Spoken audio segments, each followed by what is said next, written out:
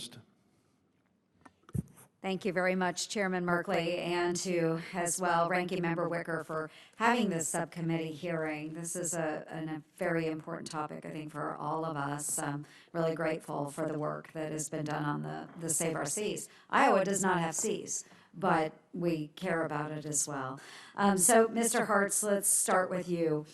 Some of the opponents of advanced recycling have called it basically an unproven technology that is unable to operate at scale. Can you talk a little bit about some of the investments that you see being made in advanced recycling? So thank you, Senator Ernst. Appreciate it. I was talking earlier that we're here really to talk about nexus in terms of how the industry goes, but we are inviting anyone to come see what we're doing. So in terms of showing scale and showing something that's commercially viable, our plan in Atlanta is that it's not a lab scale, it's not a pilot scale, it's a commercial scale plant. So we ourselves have, through sweat equity as well as financial investment, built a plant that's doing just that and are now looking to proliferate that. But you are correct, there are other investments being made elsewhere. The term advanced recycling is kind of an umbrella term, and you can have various types of technologies under that. And we always push that economic and environmental footprint come first. The technology could work great, but if it can't scale in those ways, and I feel like a little bit like a broken record, and I apologize, but that is how innovation happens.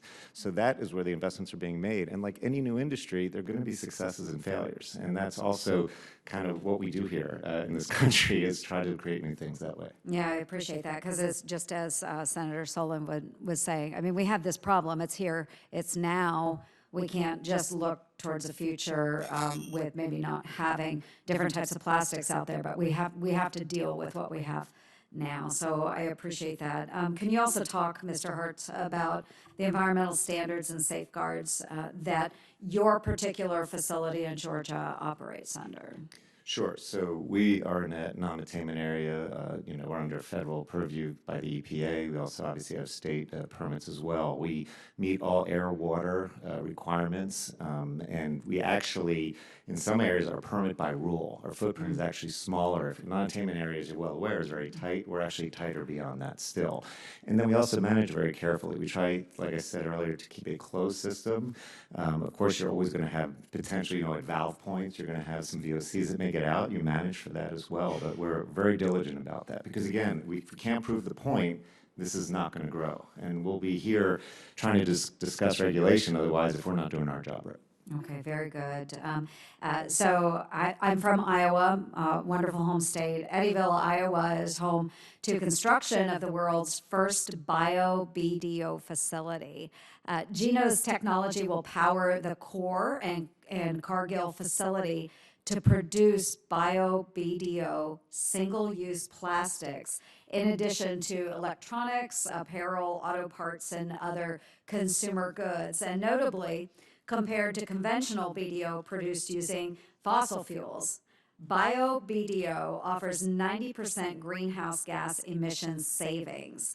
Bio-BDO is not only better for the environment, but producing it in the U.S. also supports our local farmers that right there in Iowa.